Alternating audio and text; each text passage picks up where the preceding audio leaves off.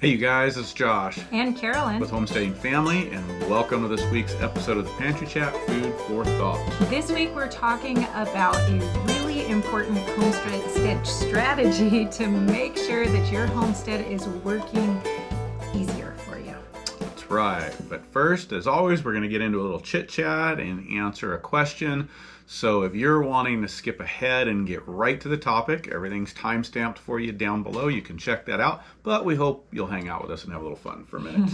All right. So what's going on with you in the last week? Wow, it has been busy as we're kind of picking up the dregs of harvest season? Is that, I don't know. I've never heard that before, but I just made it up. It's definitely, we're starting to scrape the bottom and get through the end of it. We're getting close. Right? Yeah. So we got most of the harvest done. We're still sitting on a few baskets of pears that we were letting ripen just a little bit more. So they're in. We got them in. They're in. They're just ripening in the house a little bit more. But then some of you guys know we've been growing the tomatoes in the hoop house, and that has gotten us through a couple of light freezes, 29 degrees. So that's been great because we have a hard time ripening tomatoes. We even started them much earlier this year. And the harvest, as far as quantity, is the largest we've had here at Riverbend. So that was great. Yeah. But it's just hard to get them ripened. But now we're facing a hard freeze. Yes. Looking at 26 degrees. So they got to come in. Yeah, we don't expect they're going to go. So that meant all the peppers and all the tomatoes had to come in yesterday. Yep. So we have boxes of green tomatoes that will be box ripening in the house, but we also have ripe tomatoes. We actually have a video out on that, on how to do that. Okay, check that out. We'll link in that down below if you're struggling. Maybe we'll put it right here. There you go. Okay, somewhere. It'll be somewhere. But yes, we do. That's right. I forgot about that. We have a video on that. And so if you're having to get your tomatoes in before they are ripened, the box ripening, people do a lot of different things, hanging them in the garage on the vine. We've done that. The box ripening has been the most successful for us over the years. I got to tell you guys, because I talked about this early on, I trialed all these new varieties of tomatoes this year out in the cottage garden, in the terrace garden, which is kind of the kitchen garden. And I was really excited about all these different varieties that I grew. Siberian, subarctic, these varieties that are supposed to set fruit at very cold temperatures for us latitude challenge people with short cold seasons. But one other variety that I did that I was really excited about was a winter tomato. And it is an Italian tomato, heirloom tomato, that has been bred so that when they're still green, you bring the entire plant in and hang them upside down inside. Well, apparently I didn't think through this process all the way because I planted them at the same time as I planted my early spring tomatoes. Okay. So they all got ripe and finished out in the garden. So I couldn't bring in green tomatoes. That's good. You don't get to say that up here very much. That was good. Yeah, my tomatoes got ripe too soon. How was the quantity of harvest? Like for the plant size and everything? Some of them were very good. Some of them not so great of the ones that I tried. I'm really pleased with the subarctic and the glacier. I think those two did really well for me, but I'm going to grow all the those really early ones again, the Siberian also. So some of them were really good. A few of the tomatoes I tried this year that were supposed to be early didn't end up doing real great for us, including the Sarah Black. That just didn't pan out for us real well. So that was good, but no winter tomatoes hanging in the house. So sorry. Yeah. But that box ripening is a great way to ripen tomatoes if you've got to get them in green. And we've actually had tomatoes up here through December. Yeah. That were very good. They were very good box ripening. Yeah. Not as good as vine ripening, but they're still better than what you're going to get at the grocery store. Better than store-bought cardboard. Yeah, absolutely. So then I have one other thing coming up that you guys have heard me talk about this. Tomorrow is the semi-annual clothing switch around here. There is just about... I'm gone fishing. I would like to do anything else in my life besides this clothing switch. This is like the 2 days of the year that I don't do well with. So anyways, this is where we bring all of those boxes of clothes down out of the attic, check everybody's clothes, make sure they all have the right size clothes, get them new clothes, get the old clothes put away. And something about doing this with 10 kids is Chaos. just Absolute very chaos. stressful. It's very stressful to me. I do really well with 10 kids doing things most of the time, but Well, and you do really well at that. You do a great job, and it saves a lot of money. it does save a lot of money and a lot of time shopping, honestly. By the Yeah. time you do all the returns and try everything on, this is one day Or of drive paying around for to 6 find months everything. is worth it. But y'all can pray for me that I maintain a joyful attitude throughout the day and I don't start snapping at people and I'm pleasant. I'm going to take you out to a real nice dinner at the end of the day. Oh, so he's keep got that it right. in sight. I like it. That's wise. Go fishing during the day and come back and take me out to dinner in the evening. That's probably a good way to go. Yeah, well, I won't really You're be a smart fishing. guy. All right. So what have you been up to? Oh, man. You know what? We are just getting ready for winter. And so we've got most of our feed in, but I'm going through the stores and having to get some more grain, rearrange the hay a little bit. We had some that wasn't fitting in the barn yet. Trying to get those things tucked in. Chains for the tractor, and because we need those for plowing. It was a little difficult to plow last year. Just a lot of winterizing stuff. Really got my eyes on winterizing, getting ready, following up the garden as things are getting harvested, prepping that. We like to get all of our wood shavings and compost down in the fall. It's a lot easier on the spring and actually helps that soil biology as things start to warm up. You've already got everything there, and so that soil can go to work. So getting that ready. And yeah, starting to check over generators, just really checking over winter. We've got snow on the forecast, and we actually, I don't know if you saw this, actually have a 1/4 inch forecast now. It's October, you guys. And that's Even in North Idaho, that's not normal. And so a lot of us around here have been thinking this is going to maybe be an early long winter. Might be wishful thinking. We had a very hot summer. We need to see snowpack in the mountains and all the water levels rise. Yeah, it's been really dry the last few years, so we could really use the snow. So there's a lot of wishful thinking, but then I see snow in October, we don't usually even get flurries in October, but possibly sticking snow. And I'm like, yeah, okay, I'm on the right track to be trying to get ahead of the curve. It never ends up that way, but we're working on it. Yeah. So yeah, it's really just all about winterization.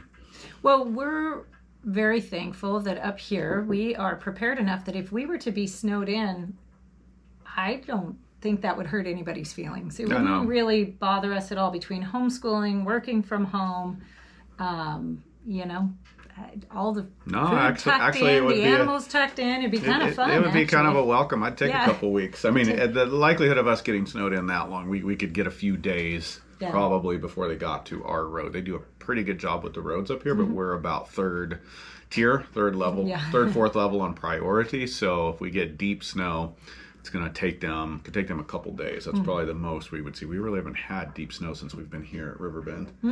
Not on this property. But I'd take a week or two. We'd be good. We'd be comfortable. Yeah. Yeah. That's good. Yeah. Just force everything to slow down and it would. stop. I can think back to a time, though, where we wouldn't have felt that way regarding, thinking of being snowed in or thinking of even power outage and being snowed in or something. That would be a very scary thought. So keep working on getting yourselves in a good position where you can weather the storm, whatever the storm is.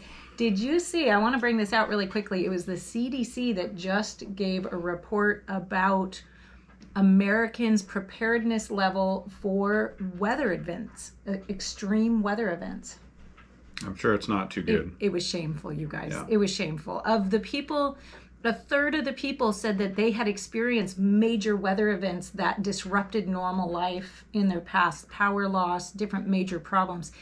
And almost nobody was prepared to just get through a week or two of basic living. Now, I know we've talked to a lot of you guys. You guys are kind of the cream of the crop. You're a lot more prepared than the average person, but just a reminder. But take care of the basics. But do you know how prepared you are? And do you know how long you have? How long can you go if you've got food disruption? How long can you go with power disruption? Right. If you don't know, figure it out and always be working to get ahead. Yeah. And, start with a couple weeks, get to a month, get to 3 months, get to 6 months. Really 6 months to a year on a lot of these things is ideal. Hopefully never face those kinds of conditions, but if you're working at that level, you can deal with a lot of things much more comfortably, because it's not going to be easy if there were supply issues or power issues that were extended, but you're going to be much more comfortable if you're thinking that way and always adding and building out. Start with a reasonable goal, maybe it's a month. Maybe then it's 2 months, then 3, and keep building out your stores. Well, and I think it's important to remember this isn't just for people who are worried about, the zombie apocalypse or the end of the world or something like that. This is just good common sense. If you had a job loss in your household, if you experience health crises in your household and you weren't able to go to work, if you, decide you want a new career and you can quit your job because you got stores for 6 months and go get some education, this just is a good, solid way to live that we should be living even without being concerned about adverse weather events or, any of the other things that you could be worried about. But even those, look what happened to Texas last year or the year before, where their power plants weren't built to handle the level of freeze. Right. Because it doesn't freeze that way there. Yeah. Well, it didn't used to freeze that way there. Yeah. You never know, and we can get to feeling very secure in our day-to-day, whether you're in an urban environment or even out, in the country, and whether you're on a well or water, or, municipal water. Those things can be disrupted, and we're just seeing more and more, I think, the reality of that. And so it's just prudent to not to panic, not to freak out, just to keep building resiliency. Yeah. So that's our impromptu encouragement to you guys. Keep going. You're Absolutely. doing a good job. Yep. All right. And we're going to talk, part of our subject today, which we'll get to here in a minute, certainly helps with that. Yes. Yeah. Good. Let's see. Question of the day, though, is from Grace Quinzer. Hope I said that right, Grace, and hope you're well. On the How to Store Onions video. Thanks so much for the information, but I have onions from the farm that have no stems. How can I string them? And of course, that video was on stringing onions instead of braiding them, but there is another way to put up onions. There are a couple ways that you can put up onions. If you really want them hanging because of your storage space, you can get either onion nets or old nylons. You can go to the thrift store and go get nylons, and you can actually hang them one at a time, tie a knot, one more onion, tie a knot, so that you can cut off an onion at a time. People find great luck with that, especially if you live in a higher humidity area where you really can't, you need that airflow all the way around the onions. That's really helpful. But you can do the other thing that we do besides stringing the onions, and that's just to store them in a crate. You want some airflow around them. Yeah, a crate, like the crates that we use that have slats, or a basket that's got air moving through it. Right. And your stems are already off, but if you're harvesting onions, you cut the stems off after you've cured them. Right. Yeah, and that works very, very well, and it's actually a little better on space. Yeah. You can stack a lot in crates, one on top of the other, and store a lot of onions that way. Yeah. So, there you go. Good question. Yeah. All right, topic of the day, and we're going to be talking about property zones. This is a permaculture commercial. This is a permaculture commercial. It is kind of, because we love permaculture. But property zones is a strategy that comes out of permaculture that helps you design the layout of your land that's going to make things, how did you say it in the intro, work better, smarter. That's not what I said. Smarter, easier. Better, smarter, and easier. And that comes from one of you guys, a subscriber. I'll go ahead and call her out here, Terry Binkley. Great question on organizing your land and the best ways to lay that out to make things work well for you. And I love that thinking. And that just, the more you can lay things out well, and then incorporate systems into that, the easier it is to get things done, the more productive you can be. Right. So I just want to paint a little picture here for a moment on what it is we're talking about. Let's say you have a kitchen and you're going to go cook dinner in your kitchen and you've got the refrigerator way over there and you've got your sink way over there and then you have your cutting boards way over there and your knives way over here. Before the time, before you've gotten all the way through prepping dinner, you've pretty much run laps around your kitchen, right? You are spending a lot of energy just coming and going to all these different places.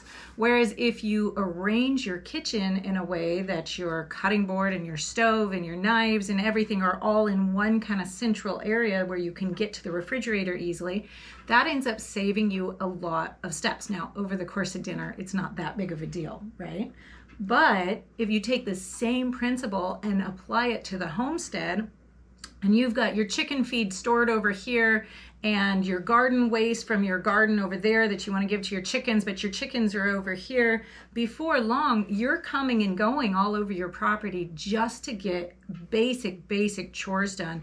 And that starts multiplying out the time and the inconvenience and the energy needed for all of that. A lot. Like you really end up wasting a lot of time and energy. Absolutely. And I love that you bring out the kitchen example, because in residential home design, and I would assume in commercial kitchen design as well, but in residential home design, there's actually the kitchen triangle that addresses that exact issue in the relationship between the refrigerator, the stove, and the sink in your prep area. But those 3 make the points of the triangle, and your prep areas can go in between them.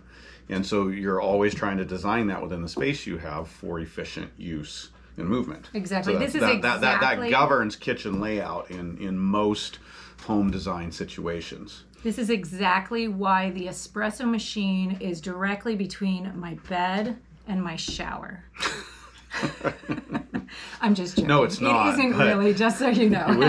I wish it was some days, as I'm the one that gets up and goes downstairs and makes the coffee. He makes me my coffee every morning. Sometimes I think, can we put this upstairs? Yeah, that's okay. Spoiled. Anyway, so that's a great jumping off point for talking about zones and zoning and having a methodology for laying out your land. Right. That kitchen example. And you want to make your movement efficient between tasks. And so if you're starting from scratch, that's where you can create the ideal situation.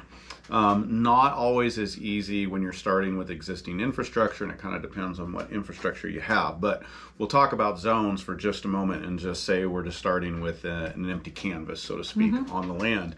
And in permaculture, you have zones, and your zone 0 is your home. And that's a place where all the activity originates out of and usually comes back to, right? In and out of gardens, different people are coming and going, you're getting things, bringing them back to the home, taking them out. So that's your zone 0. And then you're going to go out to a zone 1, and everything that's in zone 1 ideally is the things that you're going to visit multiple times a day, generally more than once a day. Okay. So that's going to be at least certain parts of garden. That's where the kitchen garden usually is in zone 1.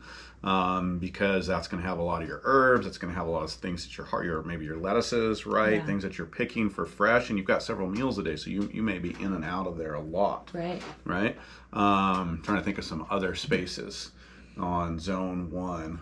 Well, everybody's zone 1 is going to be a little different depending on their activities, right? Maybe you have your dog right there at the house, and the dog has a dog kennel outside, or a dog house outside, or the dog bowl, something that's coming and going from all the time. If you're working and you have a workshop on home and you're building things in that workshop, you want that a little bit closer. You at least want it on the edge. And so like a chicken coop is one that often sits in zone 2, but it is right at the border of zone 1. So like the doorway would be right kind of on the edge. So the doorway where you're going to go in and feed them, gather eggs, is going to be in a direct line. You're probably not going to have to cross over to 2, but you might have another doorway in 2 where you clean out the chicken coop and then spread that manure in a main crop garden or an orchard or a compost pile or whatever.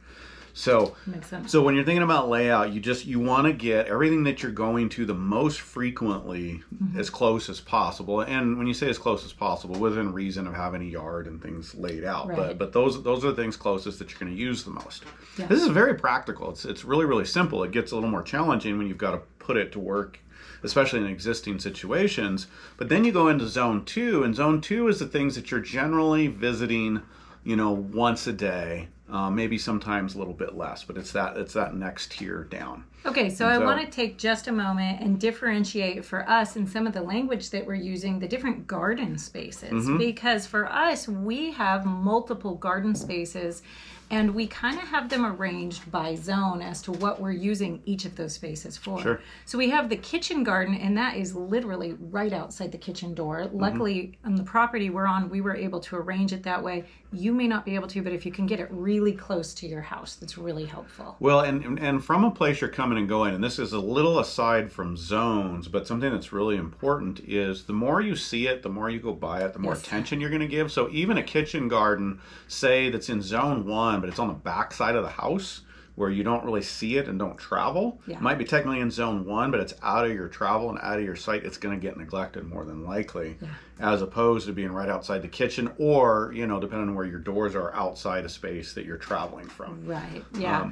So I love having that kitchen garden right outside, because you're looking outside while you're cooking and you're like, oh, look, I could go run out and grab a couple of fresh herbs and toss in this thing, and you can just trip right out the door, grab something, and be right inside. So we really like that. But then there's also a different type of garden, which is what we call our main crop garden, which is the garden that you're growing to be able to preserve the food and bring it in large quantities all at the same time, right? So this is where your determinate tomatoes, your sauce tomatoes that are going to produce a big flush all at once, and you're going to bring them in for sauce, rather than your cherry tomatoes that you're going to put in your salad every evening. Sure. Corn, winter squash, your root crops, you know, all those that they need a little bit of maintenance, but you're not harvesting consistently throughout the season. That can go in the main crop. That's usually going to be in zone 2, because you're still in and out of that garden. You know, maintaining, weeding, watering, checking on it, but it doesn't need to be, you know, right there front and center. So that's that zone 2. That zone 2 still has a lot of activity and action happening in it, but it's a step back from that high intensity. Almost every day you're in there multiple times. So where would something like a milk cow go, or your maybe your pigs or something when it comes to livestock? Is that a zone 2? That's probably going to sit in zone 2. It's probably, you know, in an ideal situation, it's going to, like the chicken coop, it's going to border zone 1, because you're going to be entering that at least once a day. So it's probably going to sit in zone 2 generally. Yeah, but as close as you can get it, you know, realistic to the house and layout of the land. Great. Good. Barns, workshops, and again, workshops depends. Workshop could be out there a little bit, but if you're making your living from a workshop, coming and going all the time. You're doing welding, woodworking, or you've got something that you're shipping out. You know, as homesteaders, a lot of folks are trying to make a living from home, so they've got something happening. They've got a business in a shop, so you want that at least against zone 1. You want that close, right? Because you're probably going back and forth. Mom, dad is, kids. If it's a family thing going on, there's a lot of traffic there. So you're going to want that partway in zone 1 to zone 2. Okay, good. Zone 2, your main crop garden might go in there. There might be some of your animal yards. It's not generally your bigger pasture, but your bigger pasture might come into that if you have it. Okay. If you're on a smaller holding, you know, and you've just got, you know, say some chickens and smaller critters, that might sit in zone 2 off of the barn or something, or your shed. Orchards are often in zone 2. In 2? Yeah, they often are in zone 2. They're really kind of they could go a zone 3 to zone 4. And then part of it's going to depend on how you're treating your orchard and how much maintenance you're giving and what it is. Sure. But a lot of times they're in zone 2s. Yeah, they might be on the backside. So, you know, we're talking about some things that are bordering zone 1. An orchard might be kind of backside of zone 2, you know, behind the main crop garden or the barns, or on the perimeters. They're leaning into zone 3. All right, that makes sense. Yep. And ponds and water features are often zone 2-ish, but it depends on how you're using them. We've got kind of ponds all the way through. And again, it depends on how are you accessing them. Are they just a backup water supply somewhere? Or are they because you're spending time in there, swimming a lot?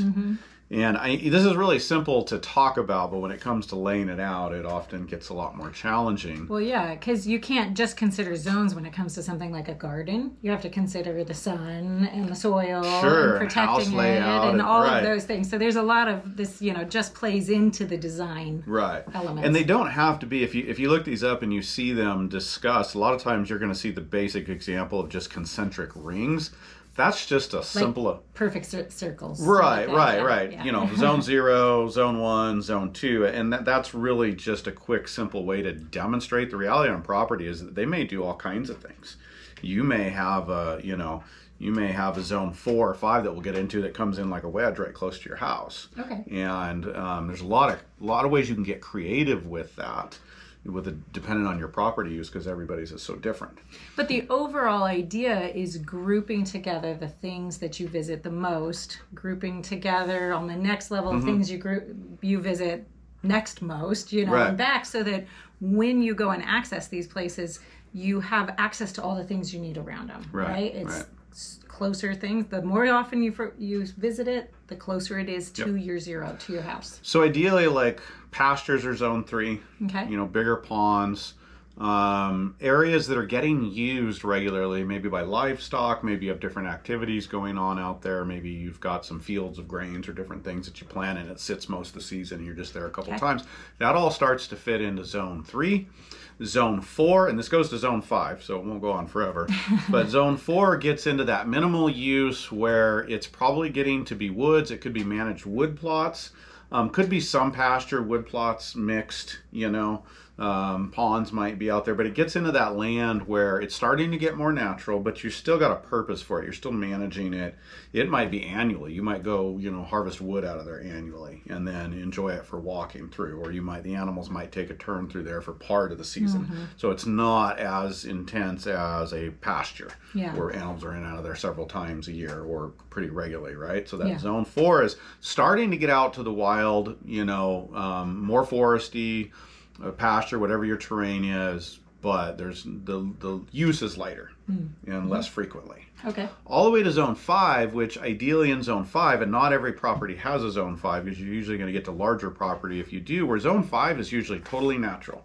So zone 5, you're not doing anything with it. It's for observation, it's for enjoyment, it's for leaving some natural habitat to enjoy or restore the land or bring in the wildlife, which we all enjoy seeing. Yeah. And that's where you'll get, kind of cool designs where people will have everything going on, but they know they've got, wildlife corridor. So they'll allow a zone 5 maybe to come right through the middle of things. Wow. Or maybe they'll even do a wedge right to the house because they really enjoy observation, and they actually create a viewing window off of zone 0 to look into a zone 5, and everything really else comes around it. So you can get really, really creative, and this is where you got to leave the concentric rings, especially when you're buying a piece of property with existing infrastructure, and how do you incorporate that infrastructure into this concept? Right. And you start working with what you have. So those are the key zones, and really just coming back to simplicity, what makes this all better, smarter, easier is that you're really planning out how you're going to interact with the land, with your property, day by day, month by month, year by year, to make that travel efficient. Right. Another part of it might be like you were talking about the dairy cow getting eggs, depending on who's doing what. If you've got multiple tasks, you want to create a pathway where even in zone 1, you're not going here to get chicken eggs if you can help it, over to the other side of zone 1, around the house to get, duck eggs, to get, some veggies. You want to try to make that path around to do the tasks that you have to do are in a pathway, not back and forth. So that is so important, especially if you are, in a lot of households, there's kind of one main person who is doing the homesteading tasks, right? Sure can be. So making that a lot simpler by just charting out, which direction are you doing your chores? How are you going to do that? How does it make sense? And being able to put those things into your path so that you can just kind of go walk your circuit and do all your chores as you go through it, right? That is so amazing. So I want to go ahead. Well, I wanted to build on that for just a minute, and let's get out of the 2-dimension and go 3-dimensional. Okay. With zoning, and that is starting to zone in time, not just in space. And so that you're arranging the things you're going to do in a group of time with the movement. And so you do want to think that out, and you can apply that to chores. You can apply that to things in the kitchen. There's a whole world there, and that just brings a three-dimensional aspect to that, to making things, work smarter for you and easier. Yeah. And that's just figuring out where in time you're going to do these different activities so that you can group the timing of activities with the good spacing of the activities. Now you're really notching up the use of that concept. So would that be like figuring out what your morning chores are going to be, and like versus your evening chores, then like arranging your pathways through? Sure. Is that what? It's good. It's good to think through. Absolutely. All right, great. You bet. Okay, now I'm going to ask the hard question that I know a lot of people are asking right now. Okay. Which is that, sure, this is all great if they have a brand new raw piece of property and they're starting from scratch. Mm-hmm. But what if you buy a property and it's not ideal as far as its zone set up? Well, what do you do? You've got to work with what you have. And so you need to take a little time. One, it's a lot easier with a blank canvas to just start laying stuff out and fit into this concept. But when it gets more dynamic and you've already got existing structures and they don't just automatically click for you and go where, sometimes you can see, like if you look at the old farms, they didn't talk about it in these terms, but you'll see some of the old farms and they've got the house, they've got the barn, they've got the garage, they've got shade trees around, they got the chicken coop. It's all laid out like this. And then the big fields or forests go out from there. Mm-hmm. So if you don't have that, you need to take a little bit of time and spend time on your land before you get too permanent. Okay. That's really important, as observation, and think things through, what you're going to be doing, how you're going to move on the land, where things might work, then observing seasons a little bit and sunlight. And so you want to slow down a little bit if you can and take time to observe, and then you make do the best you can with what you've got. If you've got a barn and it's way off to the side and you're really going to be utilizing it, you might wish it was closer, but you don't. You're not going to rebuild the barn, right? You're going to work with it. But what can you put if you've got to go to the barn every day? Then maybe there becomes a corridor to this thing that's further out. Mm-hmm. And how can you line up stuff along that pathway? Other things that you've got to add in that aren't in yet. So you start looking for opportunities in that problem. Yeah. Right. And that's another thing that permaculture seeks to do, is take the problem and find not just solutions, but what opportunities does that problem present? And so that might then force you to solve a lot of things right there. And then all of a sudden this thing that was far out all of a sudden becomes a nice little center of activity. Yeah. So that's the thought process. Every situation's different, but that's how you start to approach that, and there's a million iterations. Yeah, that is really great. And that's really helpful, especially as you can implement this kind of year after year and keep adding on the ideas. Mm-hmm. It starts simplifying everything. Instead of running all over the property, trying to do all these different things, you're just able to go in a straight line to different places and really simplify what you're doing. And take time to research a little bit. There's tons of stuff online with different property ideas, layout ideas, and so do your own observation. But then just see what other people have done too visually. I'm a very visual person, so I see things just pretty easily even when they're not there. And I can picture them there. Sometimes people need maybe more just seeing other examples, and so take time to just research, see what other people have done. There's lots of drawings out there that can give you ideas. Yeah, that's really good. Hey, you guys, it's been great hanging out with you. If you are new on a homestead and you're thinking about this, check out this video right here on the first things you should be doing on a brand new homestead, and look forward to hanging out with you again soon. Absolutely. Hope you have a great week. See you next time. Bye.